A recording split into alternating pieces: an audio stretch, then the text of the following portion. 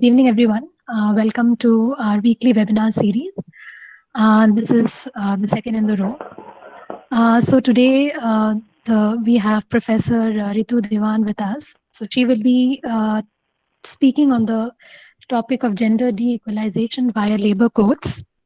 So we all are aware that 44 labor laws were amalgamated and consolidated into 4 labor codes, with the objective of simplifying the existing laws. But certain concerns were raised regarding its content as well as the intent of the labor codes, as well as how we place gender in this whole amalgamation process, is something that Professor Ritu Dewan will be speaking on. I would like to introduce our speaker for today. Professor Ritu Dewan is the Vice President of the Indian Society of Labour Economics, visiting professor at the Institute of Human Development, trustee of the Indian Forum, and she was also the president of the Indian Association for Women's Studies from 2014 to 17. She was, till her retirement, the first ever woman director of the Department of Economics, University of Mumbai, and the founding member of the first Center for Gender Economics in Asia. She has over 150 publications, including books and monographs, and has written extensively on gender issues and labor economics. She was also she was a member of the Feminist Economists Group for engendering the 12th and 11th 5-year plans, as well as of the subgroup on gender and macro policies appointed by the Planning Commission Government of India. She is also consultant to the UNDP, UN Women, ILO, World Bank, Asian Development Bank, World Wildlife Fund, Action Aid, etc. I would now like to invite Professor Ritu Dewan and for her to initiate the lecture. Thank you, ma'am. Thank you so much, Ashmita, for the introduction, and thank you so much, Manimekalai, for I think initiating this huge and fantastic national level, I must say, organization or get-together or association or whatever term one may use, of those interested in women's studies and in gender studies. So I was very immediately when you suggested it, I was extremely happy, because I think there are a lot of us who are working on these kinds of issues, but we also need newer and generations, etc., to take up the kind of issues, because the process which we are undergoing now in the last several years, in fact, is really a broad level process of what I call de-equalization. And that is in the sense that whatever few gender rights we had fought for, whether it was in terms of, some kind of equality, whether labor was concerned, the Equal Remuneration Act, many other struggles which we've had over a period of time. I'll come into some of these details later on. I think our struggle gets much stronger, and it needs to get much more focused. And this is not only in relation to the pandemic, but even something which started before that. Now, the labor codes amalgamation, of course, the technical issues, I will be dealing with some of them. And but I would like to place this entire issue in the process of codification, amalgamation, and what I would like to say right in the beginning itself, a process of denial of labor and workers of their rights, overall workers, and of course women workers within that. And I would like to place this in a context, the context of what has been happening in the last 5 years, and also, of course, post the pandemic. Now we know, and we are all aware, whether we are economic students or not economic students, we are aware of the kinds of issues that have been going on at the national level, at the macro level. And the two which strike most important in the context of today's discussion is the fact of the huge fall in GDP over the last 6 to 7 years. I think there's enough data on this. I'm not going into the data component, but right from 8%, we went down to about 4%, and even less than that before the pandemic struck. The issue of employment also in terms, hello, what's happening? Shall I continue? Yes, yes, please. Sorry. Yeah, yeah. Yeah, is the decline in, I think, the entire broader context of what we call growth. I mean, it's been reduced to growth when it should be really the paradigm of development. But some of the development component has lost its way, particularly after the introduction of the new liberal paradigm. And who it has affected most, of course, is the majority of the population of a country, that is the working class, the workers, whether they're self-employed or own account or employed outside the house or within the private household, in whichever way. And I'm talking primarily here, of course, of paid labor. I mean, unpaid labor is another huge issue which we can debate at a later point of time. Now, data, very hard to come by where this government is concerned. There seems to be very, very little data. And whatever data is there has been, in a way, leaked in quotes. So what we have now, which has come out only in the last 2 months, I think, is the PLFS, or what we call the labor force participation, the survey which is there, and which shows very, very clearly that there has been a huge decline of employment of women in particular, overall, of course, but employment of women in particular.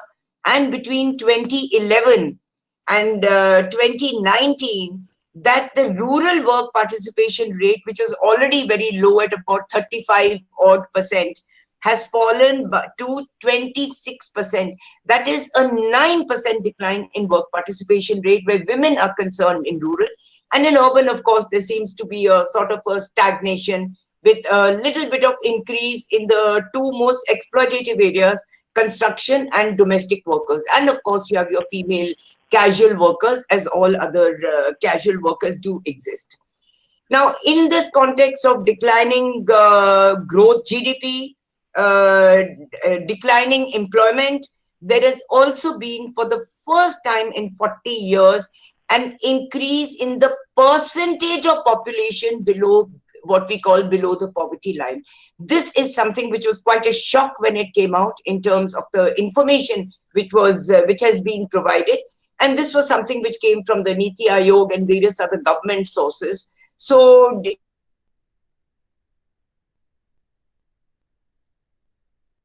data, official data or unofficial data, etc. So keeping this context in mind, the issue of the increase in percentage of population below the poverty line, in numbers, absolute numbers, of course, they will increase. But the relative numbers increasing was really something which really shocked us all. And I think it's the first time it's ever happened in the BRICS countries, of course, and very much in entire South Asia. Combined with this were several other factors, and I'd like to focus particularly on this issue because it relates to the labor codes, which I will be discussing, the issue of the gender wage gap, where in fact the wage gap between men and women at all levels, whether it's casual workers, regular workers, rural workers, urban workers, etc., has been actually increasing instead of reducing. So we have this, I think it used to be about 7 for every 100 rupees a man earned, women used to earn around 72, 73, 74.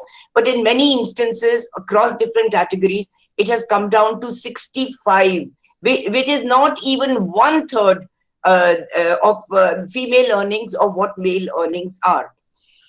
Now, along with this, there are several other firsts which India has attained very, very shamefully. We've had a huge fall in the number, our ranking in the global hunger index. And this is all before the pandemic that I'm talking about. The percentage of children who are not vaccinated, who are wasted, who are what we call undernourished. I mean, let's not use terms like malnourished. The technically correct term is undernourished, has actually increased.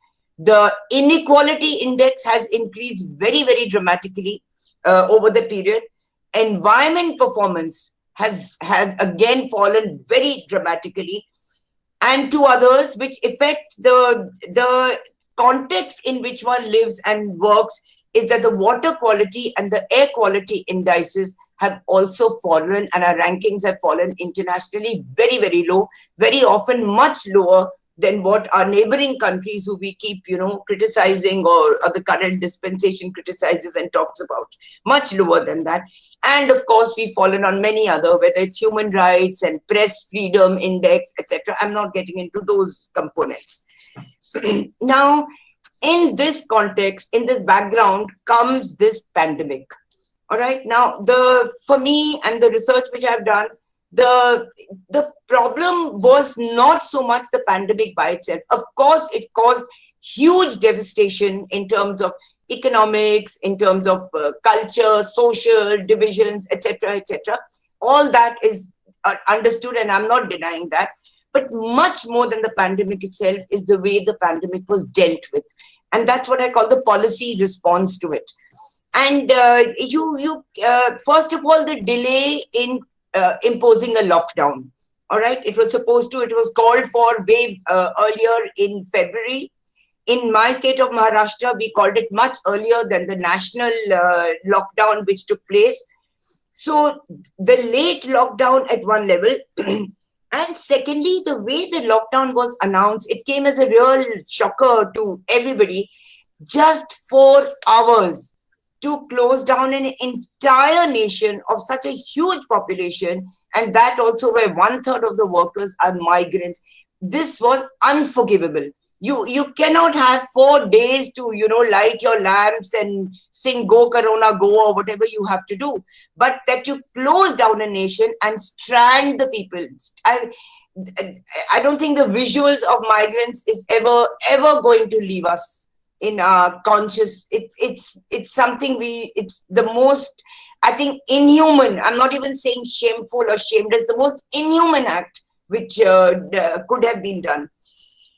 Now, after the pandemic, some data has been released. What has happened to growth? What has happened to employment?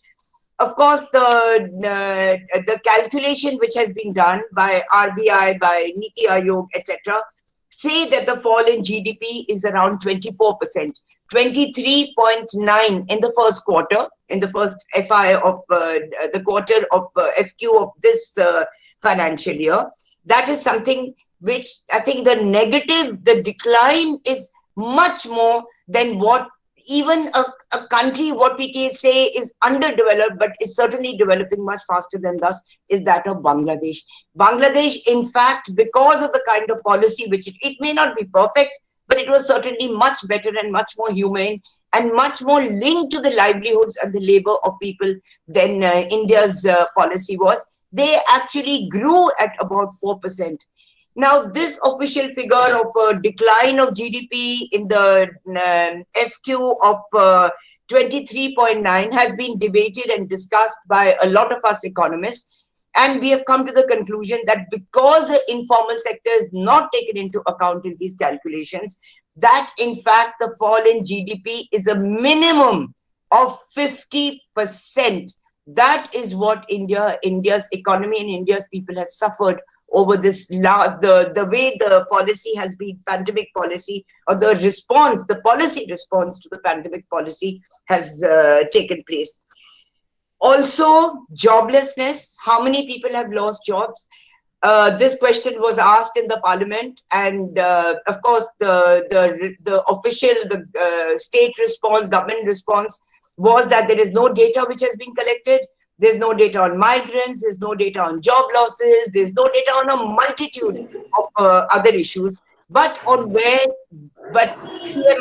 and several other NGOs, organizations who have taken the responsibility of collecting this data and recording this data, huge surveys which have been done, whether it's Azim Premji or ActionAid or CMI or a large number of NGOs and involved and interested researchers, is that the decline was up to 120 million people in India. This is data which was just released a few days ago, up to September, not counting October, up to September, that the number of people who lost their jobs was 120 million.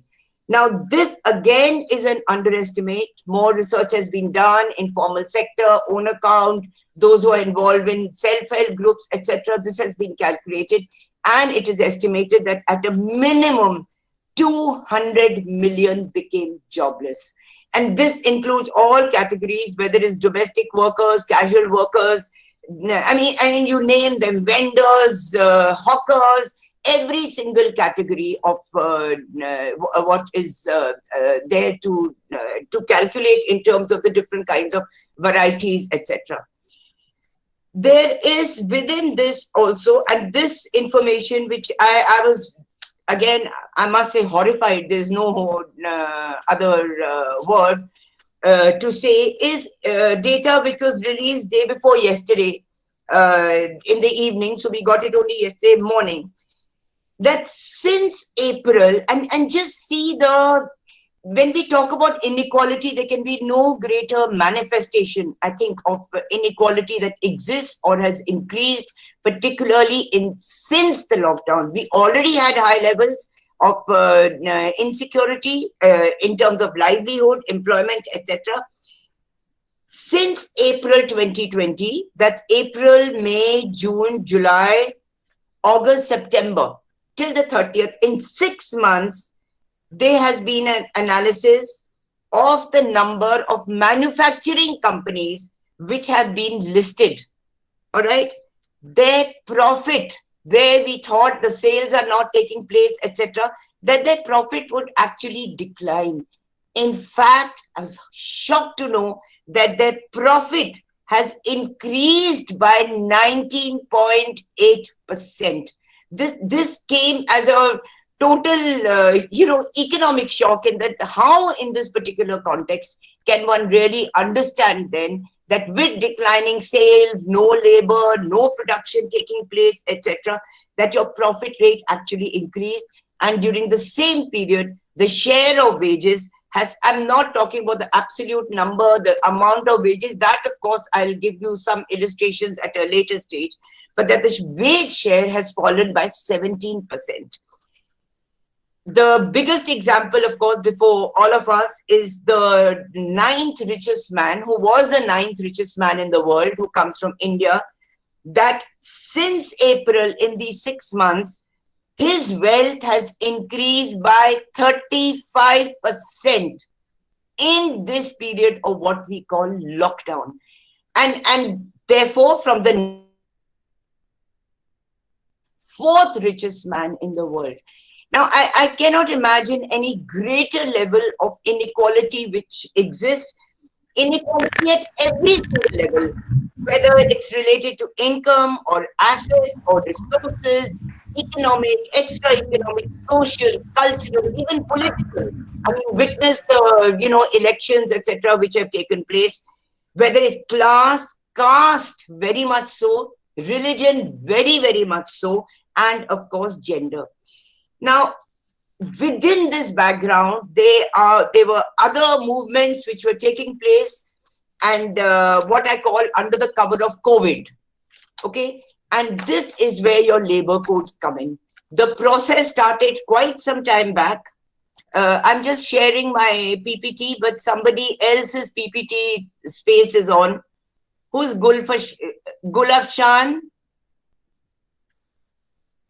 Yeah, Asmita also communicated to go out. I have already written in the chat box, but I don't think that person is aware. So what do I do? How do I share my PPT? Because without a PPT, it's extremely difficult. Yeah, you can all data. Asmita, please also announce. So the voice Gulafshan Siddiqui is please requested to. We have to disconnect the person. Requested, you can just remove the person from the list temporarily. Yeah, is that possible?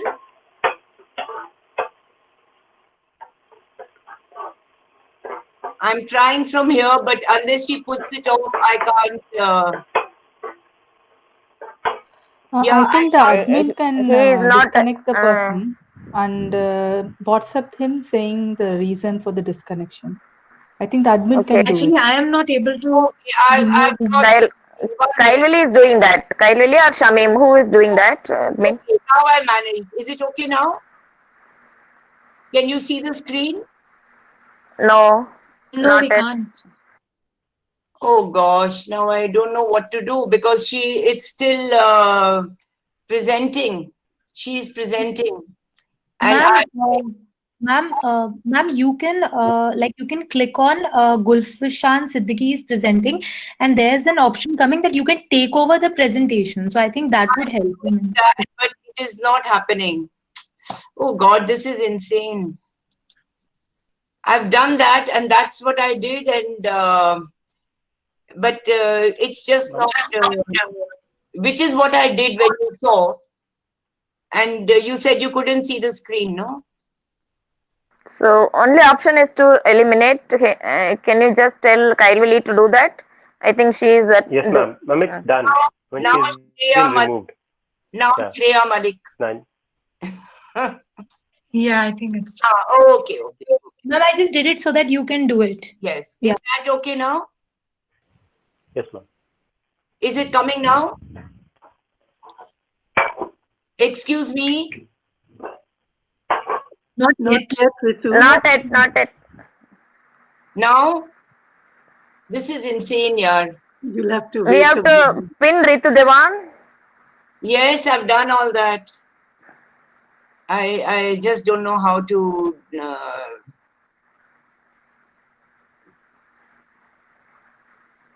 One second, I'm doing it again.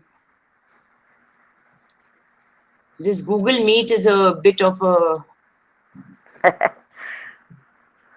Now? Yeah, I think Yes, yes. ma'am. Yes, Ritu. Okay, Chalo. I'm sorry, these glitches. First of all, the frustration of not being able to do to have a discussion face to face. And on top of that, these crazy presentation. Yeah. Anyway, that's part of the game. Go ahead, we're all with you. Now, there are 4 labor codes, and I'm not going into the technical details, but it's necessary to know, and please keep the PPT and do whatever you want with it. Knowledge, in any case, is public. So you had the code on wages, there was that occupational safety, the code on social security, and now on industrial relations. Now, the code on wages has actually become an act because it's come in the official gazette. The issue of occupational safety has been signed by our president on just barely a month, 6 weeks ago. The code on social security came on the night of Diwali. I remember sharing it with everybody, and they were shocked that why are they working when everyone else is supposed to be celebrating. And 45 days have been given to comment on the draft rules. That's why I've written December. End of December 2020, and then of course it will be signed and passed, etc., etc. Now, going into each one of these is very problematic. It's going to take, I think, at least 3 sessions or 3 hours, which I will not, make you all suffer. So what I have done is I am just presenting the 3 on that's code number 2, 3, and 4. Occupational safety, social security, industrial relations, what it does, what it amalgamates, and then do a detailed analysis of the code on wages, because that is the one which is official and already operative. Okay. Now, the code on occupational safety, which is there, it repeals and replaces 13 acts. Okay. The one on occupational safety, I'm not listing them out, but as you can imagine, there are a large number. There's no, I think, section of people who are not going to be affected.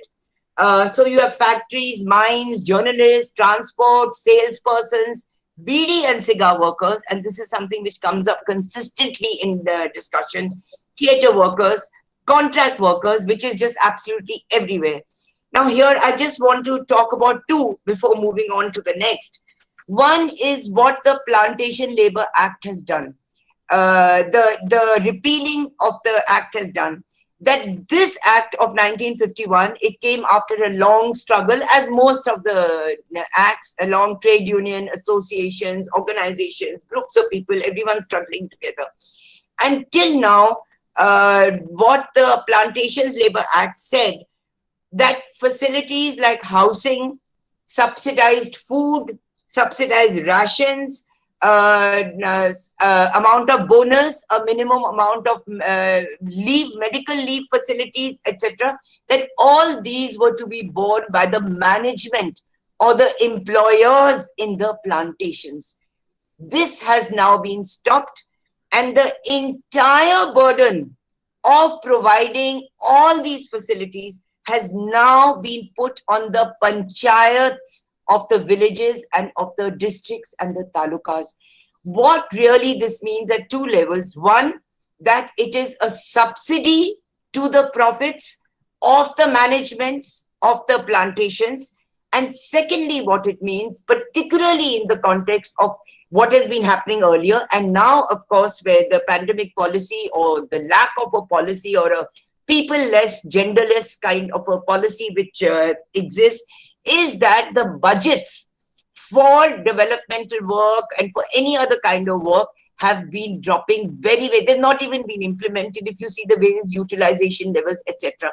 And what this plantation, the repeal of the Plantation Labour Act, and the way it has been put under the Occupational Safety, Health and Working Conditions Code means that now the budgets of the panchayats at the district level, at the village level, at the taluka level are going to be even more strained, which means that any other kind of development funding will not be provided. And of course, there will be a restriction on the benefits which the plantation workers got for all these years.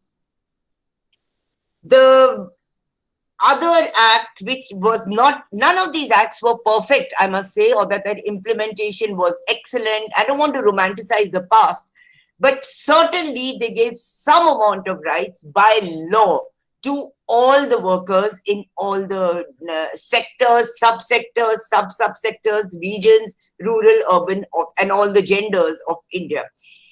The repeal of the interstate migrant workmen. First of all, you know, the language which is used, workmen, etc., etc. Now that is to be forgiven in a way in this particular context, because this was in 1979 that the Workmen Act was passed. That this, in fact, learning from the experience of the migrant workers and what they had to go through should actually have been improved and implemented. There were so many indicators which were available from what the conditions of the migrants and what they underwent, but even whatever minimal was has been withdrawn.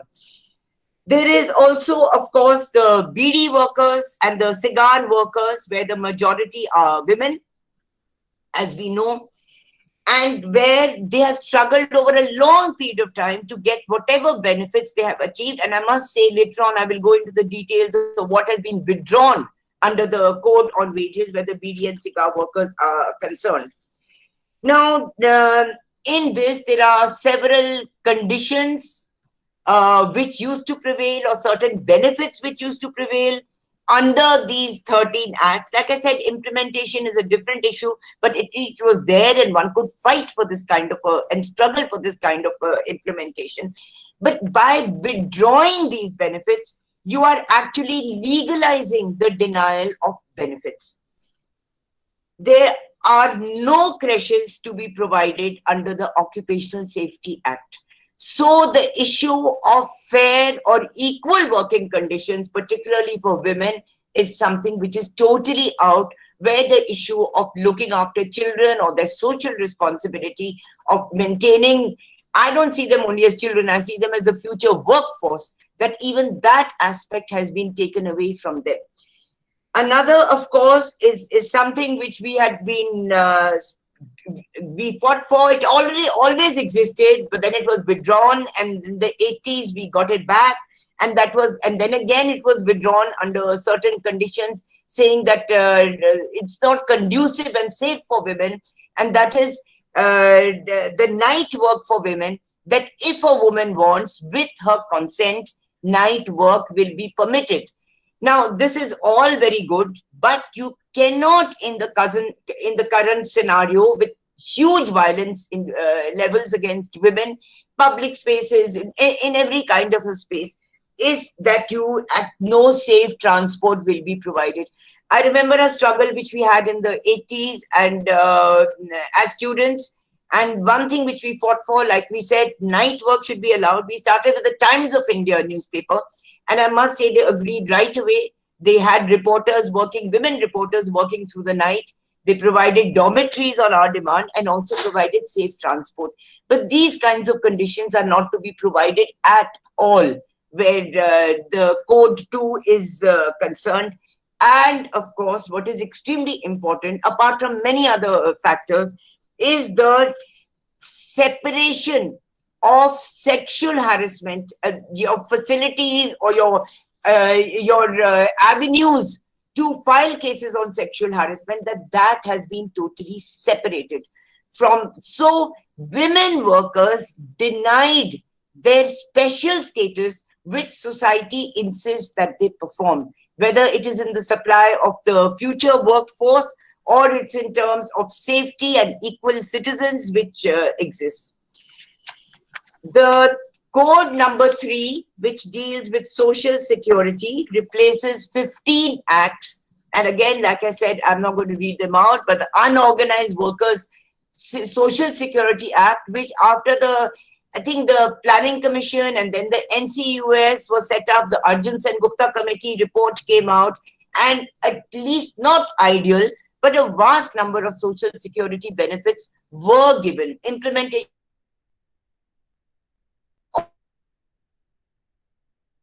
all mine workers, whether it's unorganized mine workers, limestone, iron ore, manganese, chrome, all these levels, city workers very much so, and Provident Fund. And I'm not reading this entire thing out, but as you can see, it's something which is very clear.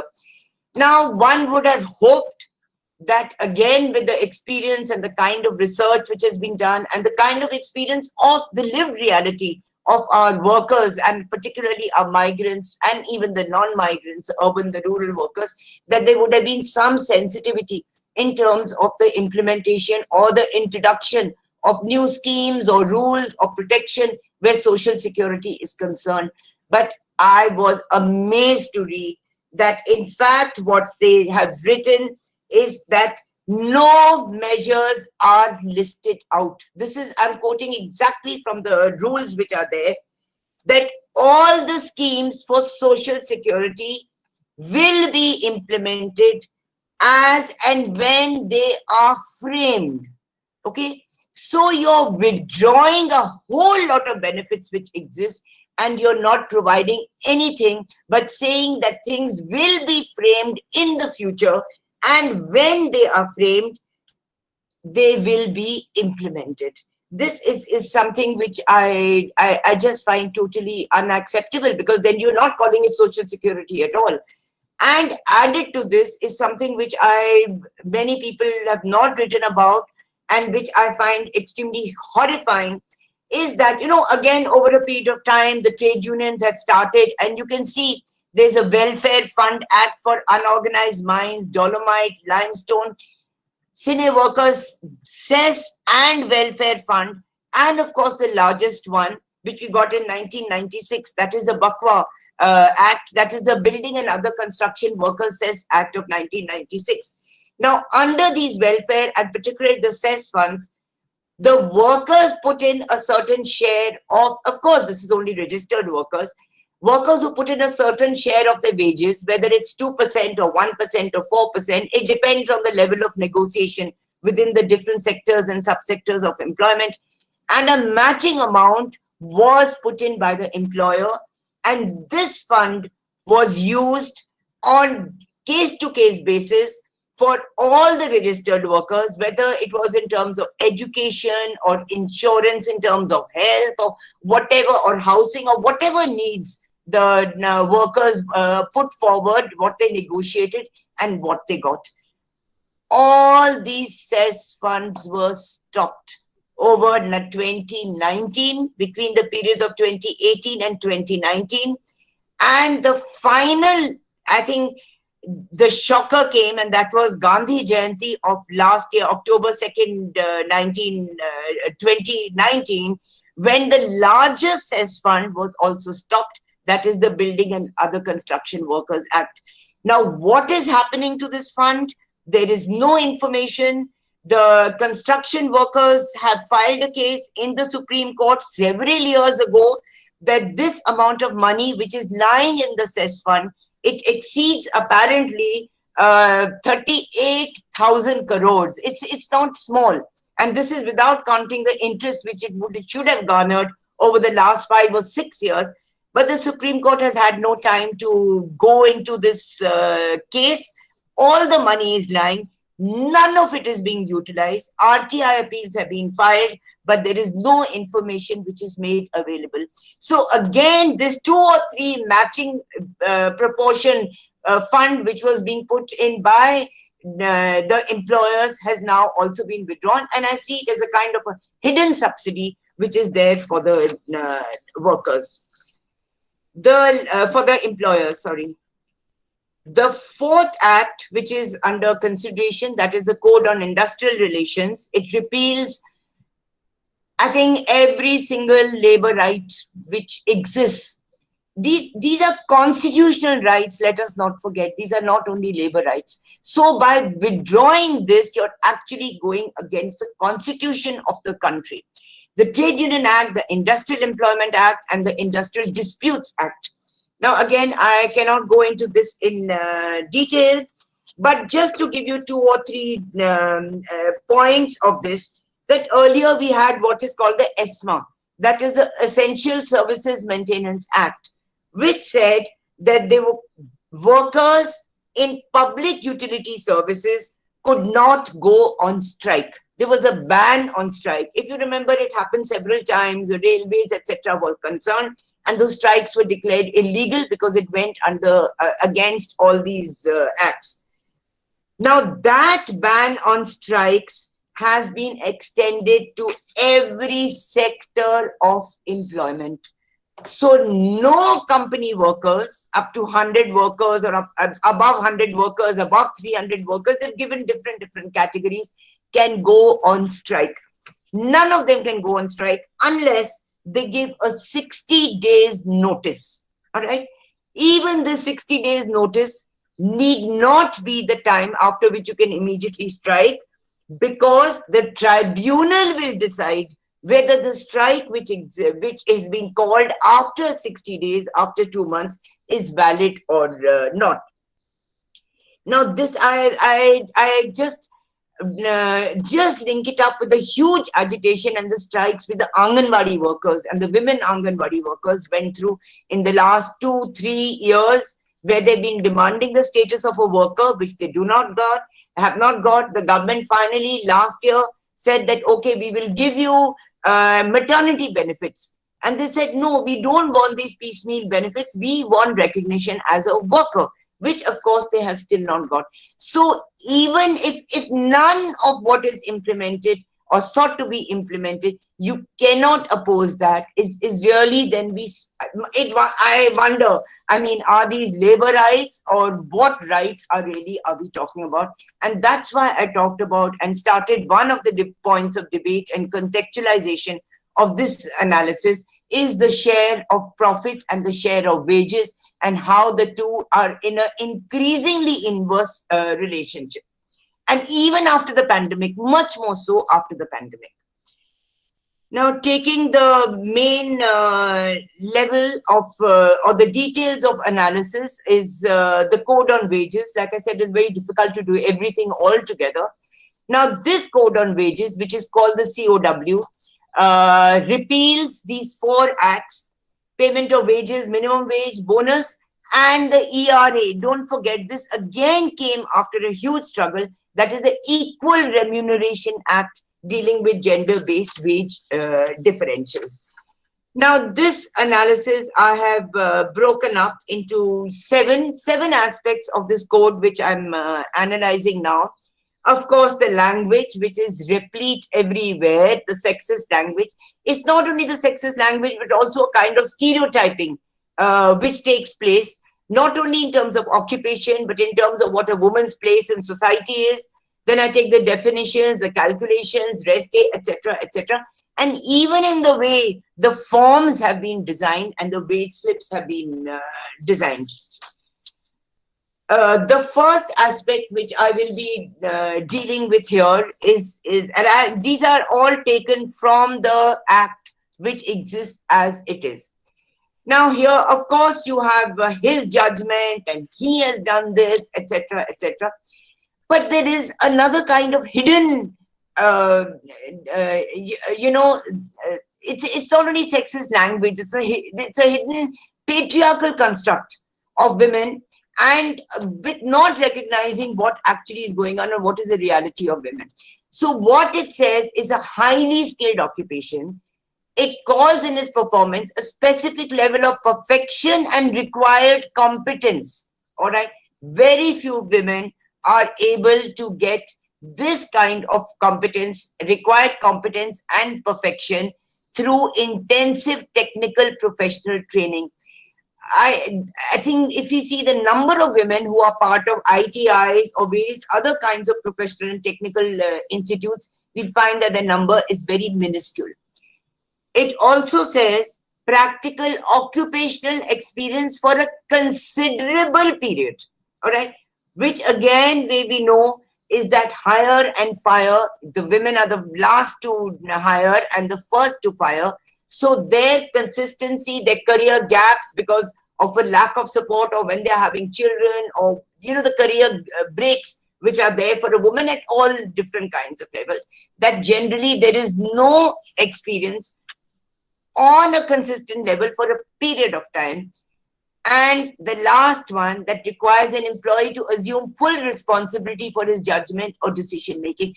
And we know that very few women are given supervisors posts or senior kinds of posts in most of even the formal institutions, forget about any other kinds of institutions. The second aspect, and this is something I will take up in detail a bit later, and that is that an employee will get a rest day. That is that one mandated. Now, these are all ILO, covenants, recommendations which governments of the world have signed, and says that you shall be entitled for a rest day if he has worked for the same employer for at least 6 days. Okay, continuous period of 6 days. And we have seen that this is not only during the pandemic, but even before that, that very often before permanency, the permanency in terms of even to be able to get the rest day, that worker is actually thrown out of a job and then re-employed. This is something which happened even under the commission, the permanent commission for women, which they went to court for in the defense forces, that they were allowed for a certain number of years that they could be before getting permanent commission, but that term was always lost or stopped exactly before the permanent commission timeline started, or the period started. This was again a case in the Supreme Court, which finally they won. But again, the rules and regulations which are implied, I think only 2 women got it as far as I know.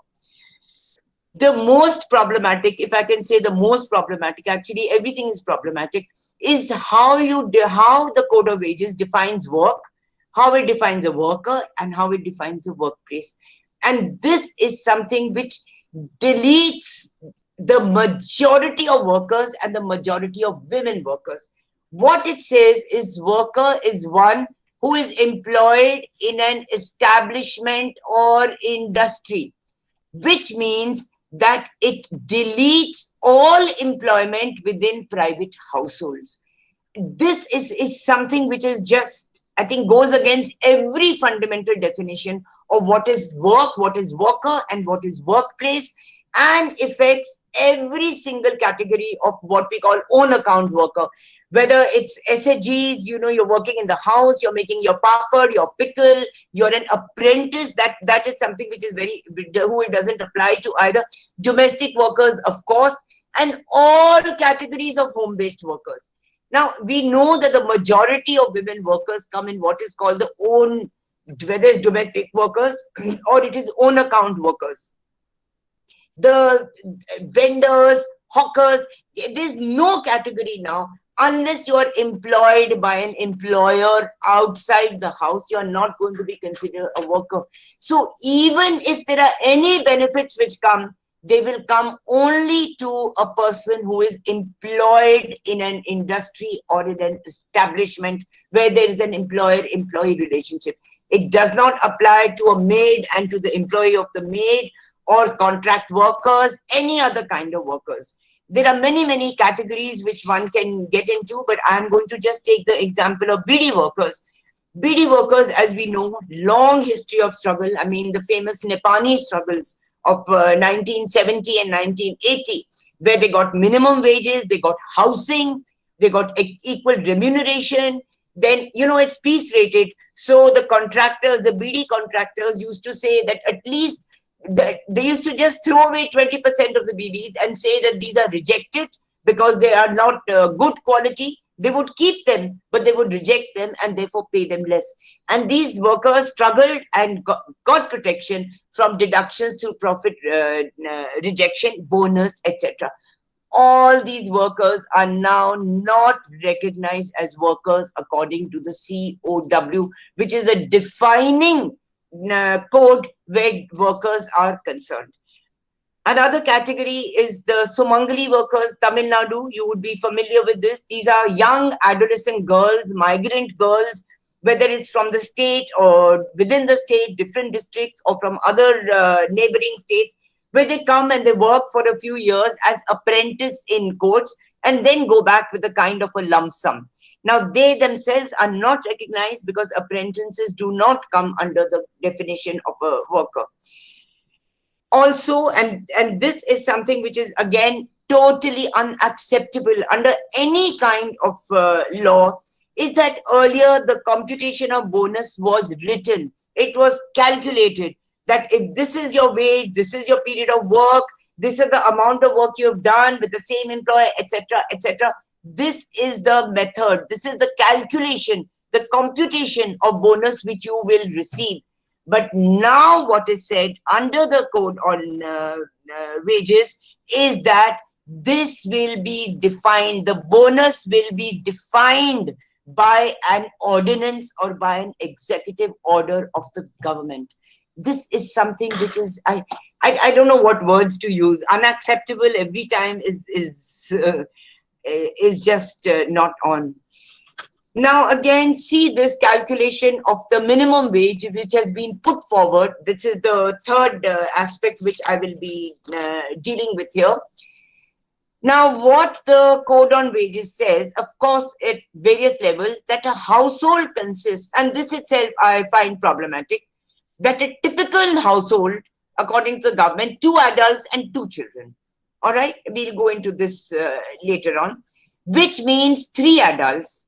And the basis of this calculation is the amount of calories required per day, and which has been defined by the ILC criteria decades back. Okay, this is something which is internationally accepted. It's according to all international rules. And this is on which the wages, minimum wages, are supposed to be based. Now, what this code says is that 1 male is equal to 1 full unit.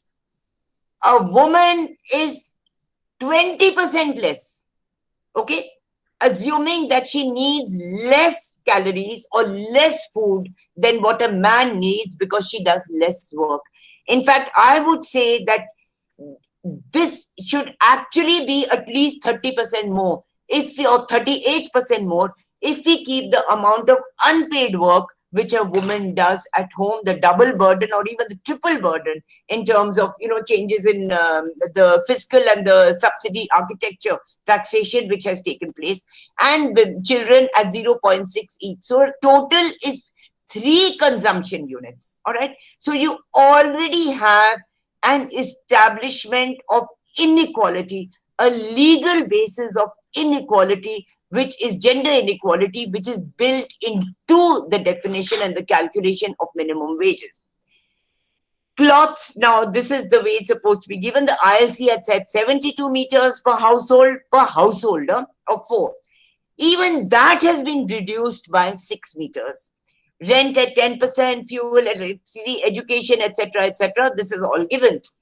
But again, there should have been a learning from what is called digital India and digitalization, etc., etc., even pre the pandemic, forget about after the pandemic. But there's been no calculation which has been made either for internet or mobile use or transport, etc. And of course, the struggle which we witnessed I think it was year before last, which was a very shameful kind of a struggle, where the government committee said that the minimum wage should be 375 per person per day, but the labor minister said no, it should be 178. I don't even know how to express anguish at this reduction, desperate reduction in what a minimum wage should be. Now, minimum wage technically should also have a cost of living allowance, which should increase twice a year. Earlier, it was compulsory, but what the code says that it shall endeavor, it shall try, not that it shall compute, okay, the cost of living. So this is again a promise, which is, it's not even a promise, it's a statement which has been made that we will try to do this, endeavor to do this, etc. But don't count on us for doing this kind of a calculation of the cost of living. And of course, if you take this typical definition of a household, it's a very patriarchal definition. It's limited to a 2-child norm, when we know that infant mortality rate in India is one of the highest, as is the child mortality rate. So even if you have 3 children or 4 children, then maybe 2 will survive, given the state of health. Dependents are not included, whether they are aged parents or someone who's physically challenged or mentally challenged. And of course, there is no question of single person households, female-headed households, and transgenders don't exist. There is no category or no definition at all of any kind of what we call other gender throughout in any of the codes, not only in the code for wages. Now, this is a bit complicated, and anyway, I'm leaving this. I'm not going to read this out. I think I have, 10 minutes left? So I will not read this out. Yes. All there for you to say is that, in fact, there is now a day of rest which is institutionalized as unpaid. Okay? Because the wages which are there are calculated at 26 days and not at 30 days in a month, which is the average. So this day of rest again is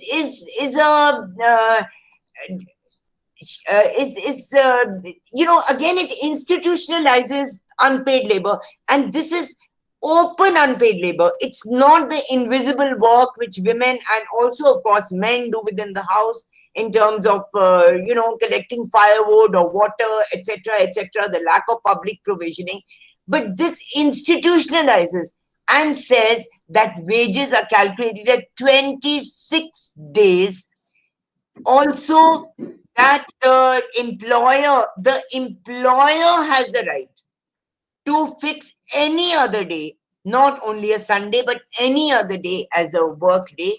And then there are various conditions and conditionalities, etc., which can be given. But it is that if you have worked, that the minimum rate of employees has been worked out by dividing the monthly rate of wages by 26.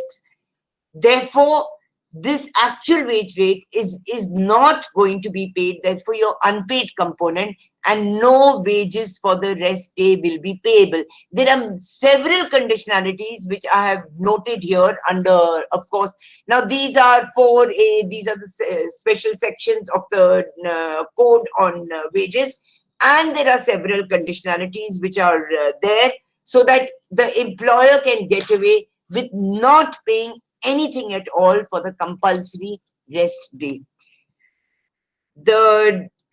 Another component, of course, is the occupational stereotyping. And please don't laugh at these terms, because this is taken again straight from the code on wages.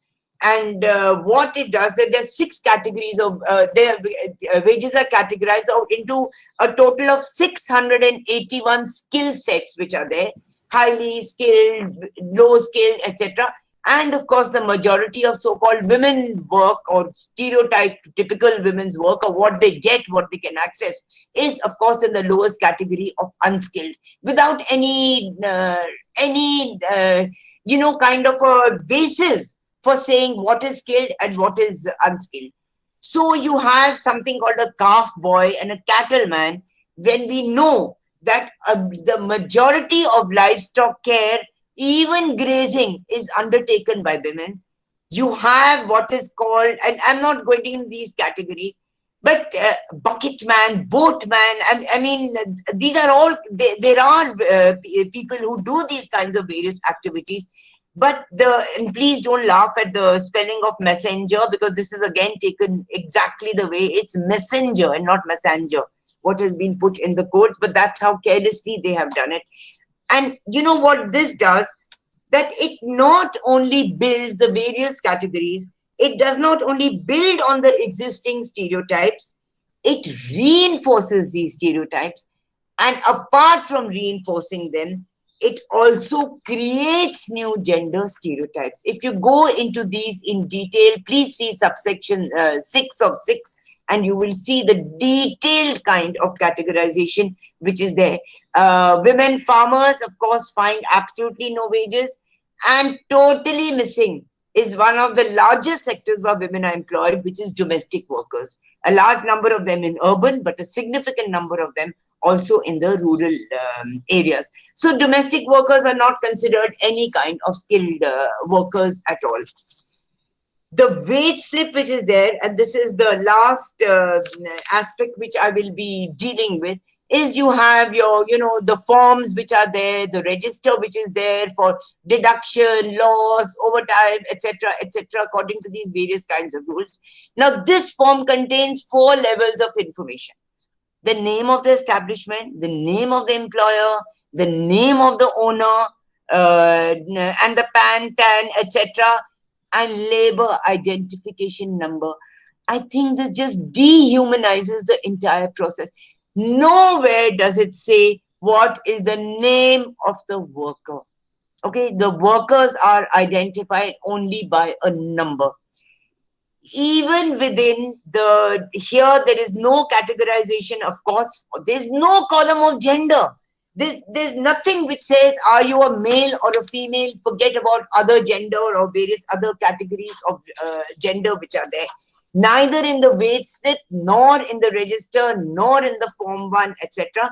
And again, something which one has gone to the Supreme Court of India and fought against this, and you have what is called father's name, and for women it is spouse name, presuming that the 16 or the 15% of female-headed households or single women households in the country do not exist at all.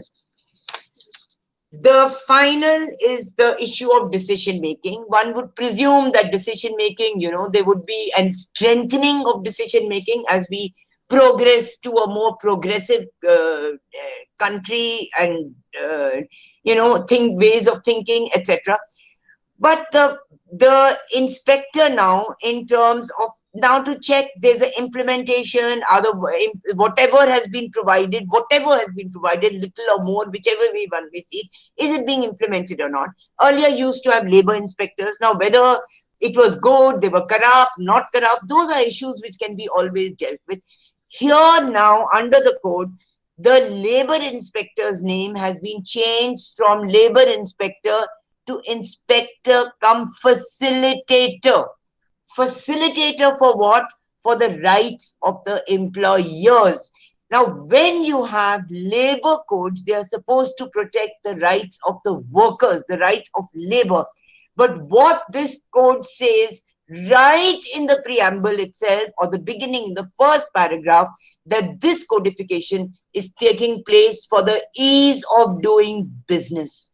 So you have a total subversion of the concept of labor rights into a concept of the protection of employers and their levels of profit. Now, some of these things have already come in, your web-based inspection, the employer just has to certify by self-certification that, yes, I'm complying. Now, this is accepted, but when a citizen of the country self-certifies and says, I'm a citizen of the country, that is not accepted. The technical committee for wage determination, it does not forget about women members. It does not even have any trade union members which are there on the committee for wage determination. And of course, the last of the several components is that there's an advisory board, there's a committee, there has been, and this is again something we got after a lot of struggle, the Committee for Increased Employment Opportunities for Women. Now, this has, they don't say disbanded. They say we have merged it into the advisory board for minimum wages. Now, how does minimum wage deal with employment opportunities for women is a totally different kind of a logic, which does not seem to bother the designers of this code. Now, this has been made into a single board, and earlier, all the boards under the ERA, under the Equal Remuneration Act, said that 50% of the members should be women. Now this has been reduced to 1/3. Now I will end here. There's a lot more to say, and particularly in relation to the fact that apart from these labor laws which exist in, sorry, I'm doing stop sharing, but it's not, yeah. Now, I'm not even getting into the 12 states which have initiated a spate of labor laws, or what they call suspension of labor laws, after the implementation of the shutdown post the pandemic situation which are there. And then the type of rights which they take away is something which is unimaginable. Internationally, it is 8 hours working day. Okay, that is accepted. It was increased to 9 hours. In certain codes, it has been increased to 9 hours. Certain governments increased it to 12-hour working day. And under what is called special circumstances, the employer can increase the working day to 16 hours a day. Is it humanly possible to run a machine for 16 hours or to do work is a different issue. Luckily, fortunately, the Supreme Court cut down and denied the 16-hour extension, at least to one state, but it exists in other states because nobody has yet gone to court or taken it up for a major kind of a debate. But the things which are denied against this, it's for 3 years, 1,000 days is what they say. This is to increase investment in the states, to increase growth post the pandemic and the lockdown, etc., etc. So you have an increase in the working day, no implementation of minimum wages, no implementation of any of the minuscule things which are now given under the various codes which are there, also not to be given. And I don't know at what level I think one can deny human rights, forget about labor rights. No toilets will be provided. That is part of the change in the labor laws in these 12 states. And even worse, no water will be provided to the workers. This, I really don't know to what levels I think we are denying our own citizens. And I'd just like to end at this point. There's a lot for debate, lot for discussion, but I'll stop here. Thank you very much. Thank you, ma'am. Ma'am, on behalf of All India Women's Studies Student Forum, I would like to thank you and for in-depth dealing with so many issues, and the way you have, there is a whole gender blindness in the code which you have so beautifully pointed out. And I was just going through the comments in the chat section, and it gives us new food for thought for looking into the labor laws from a gender perspective, and then how there is a complete abdication of responsibility by the state when it comes to social security, and then how the contradictory to the popular opinion, we feel that the manufacturing profit has increased at the same time during the pandemic when we see there is a job loss. Exactly. So these wonderful observation and insights is really very engaging, very thoughtful. And now I would like to extend the request on behalf of the forum for the participants to raise their question, identify themselves, and raise their question if they have any. And in the end, then we can conclude the session. Okay. Any questions, Ashmita? I've not been looking at the chat, of course, so you'll have to just put if there are any at all.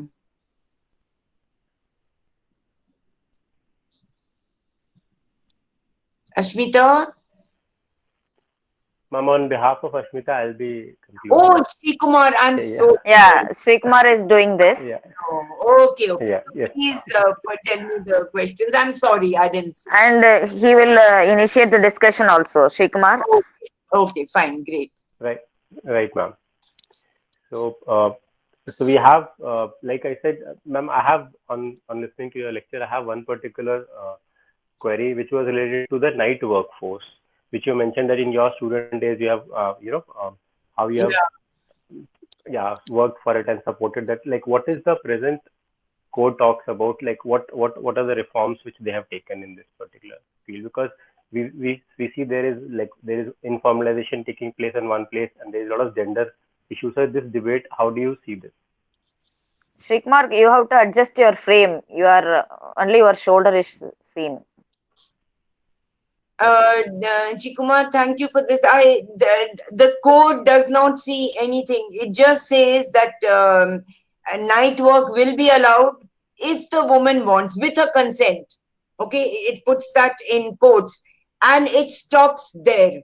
It does not give any kind of a issue of safe picking up, safe dropping, transport, safe stay for the night, a place of rest for the night, whether it's a dormitory or a room or a small bed or anything which is provided. It doesn't say anything at all. And therefore, this entire delinking in the other code on the issues of sexual harassment, what this particular code and aspect also does is that it does not take into account the increased violence against women, which is there throughout. Okay, and I mean, in fact, we've seen in the past few years, there's increased violence, full stop. Now people are videotaping violence and attacks and murders instead of coming to the help of anybody. And the violence against women is something which is so totally, in quotes, acceptable, expected. And the state response, which is generally there, is across the board, is what I call a municipality response. Put 2 CCTV cameras, put lights and thing, and the problem will take care of itself. But the point is that violence is it's institutionalized, it's internalized, right. It's normalized, So the issue of safety for working women is just not an issue at all. It just doesn't figure anywhere. Sexual harassment doesn't figure anywhere. So night work is something which is too evolved, I think, for them to. So you think that how Vishaka guidelines will be implemented there will be a different response after this labor code implementation? Where are they implemented? They are not implemented. The number, I was teaching in university for 40 years. There was no committee on sexual harassment. There's a women's development cell at Bombay University, which also takes up, apart from, campaigns and conferences, also takes up sexual harassment, but not for students, no? I think there are many universities which don't implement this. And of course, formal boards, which are the formal companies, they don't implement all this. I mean, you just see your funds which are there for safety of women. Your famous Beti Padhao, Bachao, Padhao, whatever it is 200 crores. Is that all? 200 crores is the budget allocation, out of which 37% spent on advertising, and the remaining is unspent. The Nirbhaya fund is unspent in across the states and at the center. So women don't matter, no? They don't. There's no political will to implement. Sri Kumar, there in the chat box, you refer some questions. Yeah, there in the chat box, there are some questions. Please, ma'am. Yes, ma'am. I have a question for you, ma'am, from Shreya Malik. And she's asking for to highlight the invisibility of women domestic labor and that how do they degrade it to just 500 rupees in Jan Dhan account, like this minuscule amount which they have given as a token money. Like, so what is your take on this?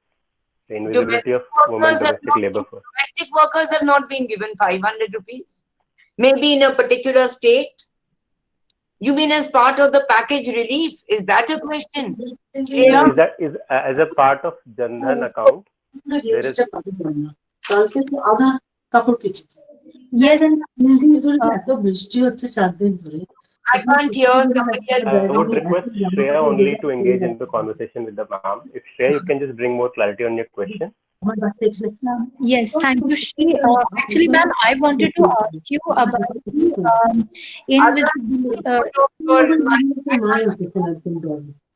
যেহেতু আমার সঙ্গে অসভ্যতা করেছে সেই জন্য অর্থ দেওয়া তখন আমি বললাম দেখ আমি যেটা করি তোদের ভালোবেসে করি আমি এটার জন্য কোনো বাধ্য নই Sorry, there's some conversation. Yes, ma'am. Somebody has to mute.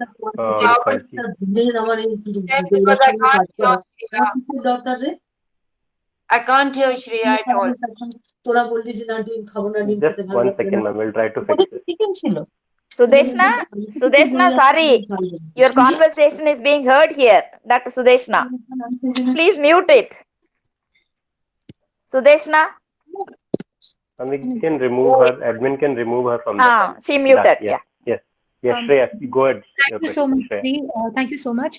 So, ma'am, my question is related to the invisibility of women domestic workers in the labor codes. And earlier, when the entire lockdown and pandemic, that happened, and when the government released these relief packages, so as a sum of some 500 rupee was given in their Jan Dhan account. So this only degraded their ma'am status. That is what I wanted to ask. Like in that context, I wanted to ask, and we still don't have any such laws for them. So what is your take on same, ma'am? That is my question. Thank you. Shreya, the relief package is another 6 lectures I can take on the analysis of relief packages. They're not relief. It's the same old budget which has been put up and down. And it's nothing to do with people. It's again ease of doing business, and that's why we keep saying demand side, universal basic income to whatever extent it exists. But this 500 rupees, it was not, as far as I remember, it was given to widows and uplang, what is called, not domestic workers, as far as I know, into the Jan Dhan accounts from the center. States have done different kind of issues. So they gave 1,500 rupees, 500 a month for 3 months, and they put it into the account, and they did not do it at a go. They did not give 1,500 at a go. 500 rupees a month for 3 months, and every time transport closed, work not available, no trains, no buses, etc. These women had to travel to access their accounts to the taluka headquarter or to the district headquarter or the main village, etc., to get that 500 rupees. And several reports have come in, and ground level NGOs who are working at the ground level with them, that these women had to spend 200 rupees to access the 500 rupees. So even in terms of the logic of a scheme, you cannot do piecemeal. At least let her spend 200 rupees to get 1,300 rupees instead of spending 200 rupees to get 600 less than what she should have got. Now, there were few other schemes which were there in different states, but at a state level, one can go. Domestic workers don't exist. They just don't exist. They don't exist in law. They don't exist by definition, they're not workers. By definition. Nor are your BD workers, nor are any category of home-based production. None of them. Your jam making, your sewing, stitching, everything that goes on within the house, food processing, none of them are defined as workers. So there's no question of minimum wages or recognizing their existence at all. And the code, please remember, is now a law. That's why I'm dealing with the code on wages first till the others become law, and then we can get into a detailed issue. Thanks, Shreya. Thank you, ma'am. I have 2 more questions lined up for you. So this next question is from Shruti. She's asking about which particular amended code mentions about the water being refused by the employer, and which state, the Supreme Court judgment which you mentioned, which state has actually denied, where state was denied 16 hours working duration. And the second question again is, the 12, let's club the questions together. Yeah.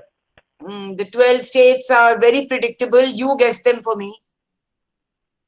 Start guessing somebody. Which are the 12 states? Bihar, Gujarat, Uttar Pradesh, Bihar, Madhya Pradesh. There is a significance associated. So you can understand which are the other states which are there. And this is there, it exists. They have said for 1,000 days that these benefits will not be provided. Since when is water a benefit? It's a basic human right. It's there in the constitution. You know, and Gujarat is the state where some of the unions went to court and they won on the 16-hour. But the law still remains. No creches, no toilets, no water, all that remains. Okay. Yes, sir. So the next question is by Deepa. Since so many changes have taken place and clearly there are a lot of violation of labor rights and human rights. So what does ILO's take on this? Have they responded to this change? Yeah.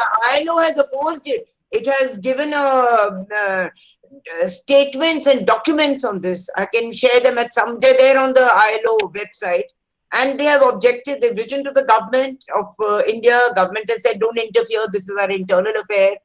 You know, as if it's an international conspiracy or something. But ILO has opposed it very, very strongly. And everybody, I mean, all the trade union organizations, institutions, everyone has opposed it. Okay, I can't think of any labor union. Even the official recognized labor unions have opposed it.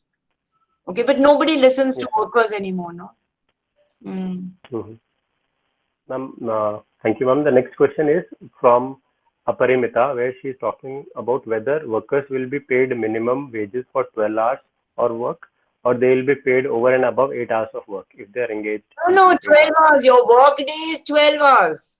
So what you were doing for 8 hours earlier will now be spread over 12 hours. So you're giving, in fact, 25, 1/4. You're getting that much of more time, which is there. And that, again, I call a hidden subsidy to the employers. Okay, when it actually should be given to the workers.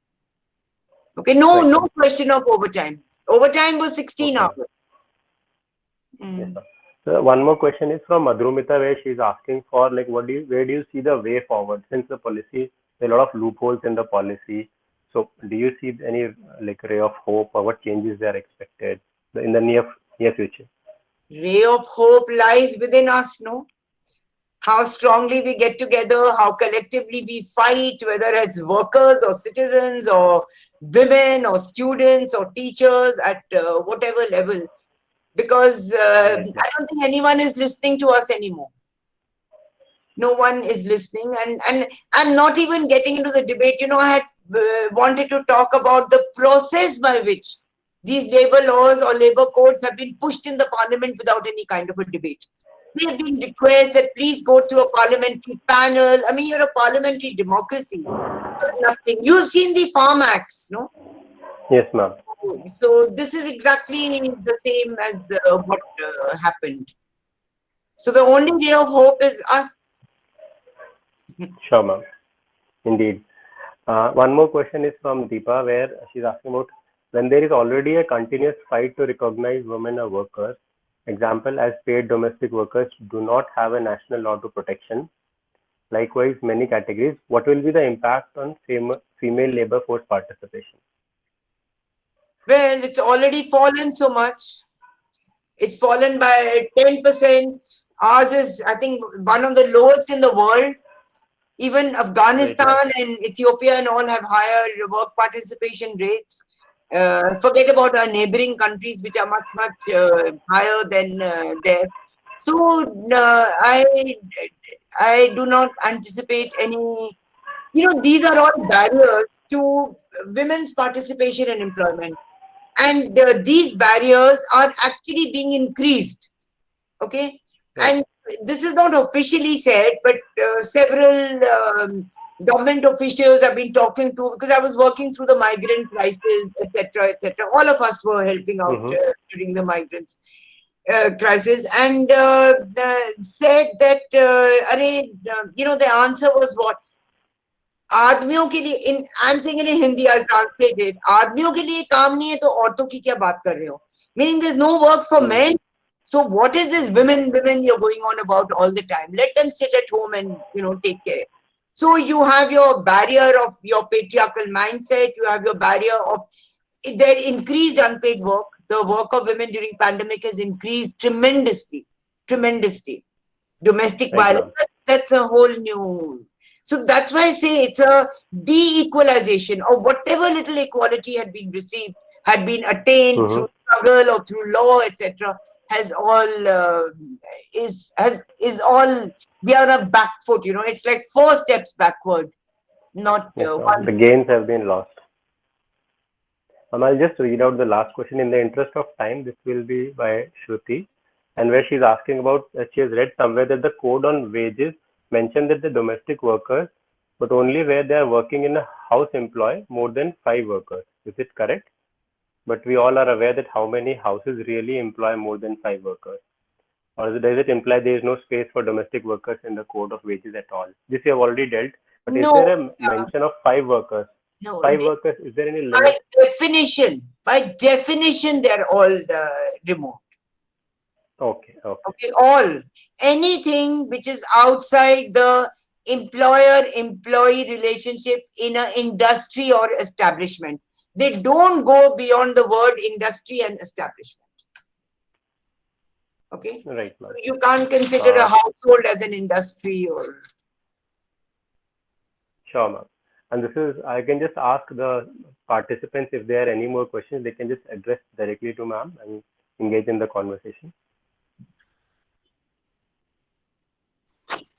Hello, good evening, ma'am. Yes. Ma'am, I am Anwara from Assam. Ma'am, actually before also in another program I have asked you the similar questions. Like, my attention is that in our country, like when the situation was normal, what I am talking about in the pre-pandemic situation. So at that time there were all the unorganized sectors was full of gender-based violences and discrimination, particular to women and children. So in a post-pandemic period, so do you think that this will, there is a chance to increase such type of violences? Because we from the account of Renuka Rai, who in her account on my remittances, she explained that in the Bengal famine of 1943, she told that on her way to from Medinipur to Howrah, she recalled that at every station which the train stopped, we were greeted with plenty wails. Give us something to eat. Give us something to eat. Mothers with babies and men and women who looked like skeletons were all along the line. It was a nightmare. Like, this was the situation of Bengal. This is only a distance from Medinipur to Howrah. So this happened when the economy was so much, in trouble. So right now also our economy is, it has sloped downwards and it is continuing sloping downwards. So is there such possibilities of, there will be increase of such type of gender-based violences, particular to the unorganized sectors? Thank you, ma'am. Amira, it's already there. I mean, every day you see your reports of the amount of violence against women, which is increasing. And it's been there for the past several years. It was there in the name of caste. It's there in the name of religion. Now it's in the name of employment, which has also been there earlier. So it's just getting worse. Exactly what the whole lecture is about. that whatever rights, whether you're an economic agent or a fiscal agent or a worker or a Dalit woman or a Muslim woman, your rights are taken away at every single level. And one has to see it in a particular context, not only in terms of development, in terms of citizenship, in terms of now this, talk about creating legislation against love jihad. We should be creating legislation against hate, not against love. So it's a huge regression of whatever little, what I call liberal patriarchy. Liberal patriarchy is what I say, that at least formally it was there. Now even that formal recourse is not there. Exactly. Exactly. Good evening, ma'am. This is Deepa from Chennai. Hello. I think. Yeah. Hello. Am I on? Yes, ma'am. Even in the perspective of increasing the profit or increasing the production, exploitation, sexual violence, these kinds of things will actually will have a negative impact on the production for the industries. So even so, it's important for the employer to actually bring in minimum standards for them to actually get a good production. So why do you think this conflict keeps coming? Because many of the international agencies and certain reports also point out this angle. At least I don't know why they do this, but they point out this angle to actually say the employer has to concentrate on minimum labor standards. So why, at least in point of view of this capitalist production system, why are they even not looking into this thing? See, even when the labor codes are like mainly done for ease of business. Exactly. I mean, you're talking about labor, no? It should be profit code and not labor codes. Yeah. That sense. But please remember also that the companies are not interested in production. They are interested in profit. All right? And their main concern is profit. Now, whether that comes through reducing wages, throwing out workers, charging for commodities, buying from abroad and assembling here, not paying your GST, So it's in, they're just interested in profit. So workers' rights they don't care. They just don't care. So to even expect, of course, there are a few enlightened people, which is very rare. So they are more the exception than anybody else. And but it always also starts at the top. Now, what was the statements which were made from the top during the pandemic? Employers, please, we request you not to throw out your workers. Okay. Now, just see this. I'm just giving you two examples. One is that you're making a request. All right. You're not making it a rule. You're saying, please don't throw out your workers. You're not saying you cannot throw out your workers. You see the difference between the two? Okay. One is that. Secondly, is the fact that a large number of companies, particularly the MSMEs, they lost out. Their supply chains were totally disrupted. They could not continue functioning at all because their credit or their demand from larger companies was absolutely stopped. They themselves collapsed. So how could they pay their workers? And like when I say the implementation is from the top, what do we call today the warriors against the pandemic are the doctors and the nurses. The government has not paid doctors and nurses for 5 months. People who are laying down their lives to protect us.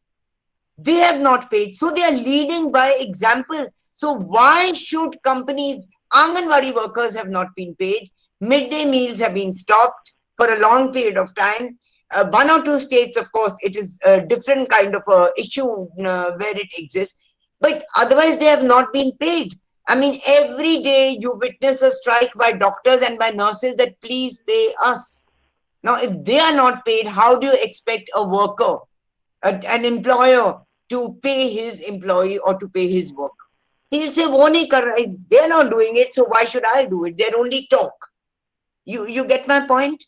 So when they're interested in profit, yeah, why should they worry about workers? They don't care about work. Who cares about workers? The government doesn't care. The center doesn't care. Many states don't care. If you can't give water to a human being, what is left? What humanity is left in you, you know? And that you should worry about labor rights or try and protect.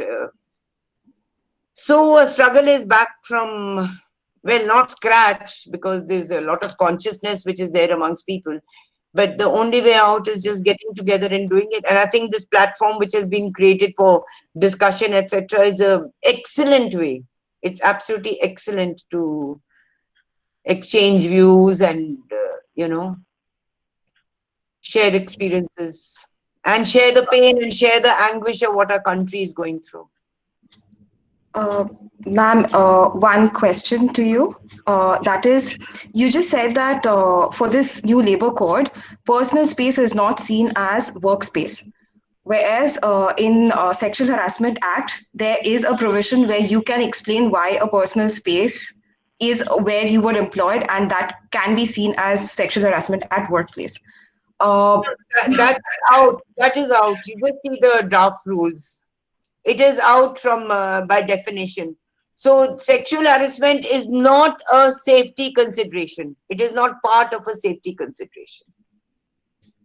So now, like, if sexual harassment happened in a private space, it would not come under LCC, but it would be seen as it would have to be registered at a police station. Yes, absolutely. So there's a separation of worker and woman, you know? Right. A total separation. So it's a patriarchal way of seeing a woman in a patriarchal society, you know? Thank you. And thank you, ma'am. And now, I mean, there are a lot of other questions also, but in the interest of time, now I will request Mani Meghale ma'am to officially give a vote of thanks and conclude the session. Yeah. So thank you, Ritu. I don't know whether you really have time or you have other engagements, but a lot of discussions. I'm happy that it has come from the students and a lot of very, very pertinent questions, and how contradictory the labor codes now, and what will happen to the earlier laws, and people are still and the understanding that they are all in use, but this new labor codes are really taking them out. The very Equal Remuneration Act, you were very much emphasizing that we got it with all such a fought, but unfortunately that is also now in the name of amalgamation or merging, it is getting out. And equally, the question which I think somebody raised now about sexual harassment, the personal space versus workspace. So all these contradictions, I don't know how we will be dealing with, and the very sexism in the language itself is to be addressed, and what the role of women and child development ministry, if they are not, they have been saying that it has been communicating to other ministries, but unfortunately this is not happening. And the very, I don't know whether you are all aware of that, once it was from in the Ministry of Women and Child Development, advertisement for executive director, and the eligibility was he is supposed to be, so he and the very ministry itself. So I wrote them back saying that how gender insensitive the language in the very Ministry of Women and Child Development. So then they said, sorry, it was by mistake. Now it is not possible to change also. That is what they claimed, you know. So when it comes to the question of, I mean, the leadership position, it always in the patriarchal context goes to men, and it is inevitable that these people could not do anything. So this was very, I don't know how to describe Ritu. It was very, very wonderful discourse that you have really brought to the students forum, and how many of them captured that is the issue now, because it is not that as Ritu traveled over these laws, that the participants also, so that will take some time, and we will definitely share the PowerPoint also if Ritu shares this, so that they will go back to and see what is happening and how merges, and some of the questions raised by some of the student activist also. Deepa was there to talk about what will happen to domestic workers, etc. So let us see in this forum, as you rightly pointed out, that it is collective action. Particularly the students forum can play a very, very proactive role in influencing, in lobbying for. So thank you very much, Ritu, for sparing your more than 1.5 hours. And I'm happy that you could find time also. She will be always engaged with several programs, and I'm happy that immediately in the very second week you could be here for this forum, and that shows your affinity to this forum. So we are looking forward for this student forum, some support always coming to this forum also. Thank you very much, Thank you Ritu. so much, everybody. Bye. Yeah. And please take me for granted for any kind of support. Yes. Okay. Thank you. Oh, thank you. Thank you very much on behalf of the students.